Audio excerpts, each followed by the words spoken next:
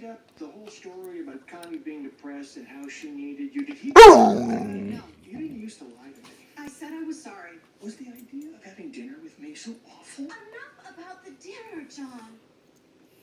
In case you haven't noticed, I've been really sad lately. And flitting around with this guy's gonna help? He's gay? I don't have a problem with him being gay. John.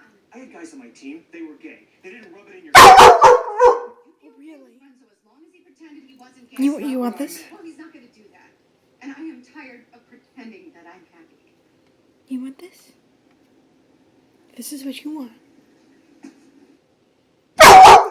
Yeah? Really?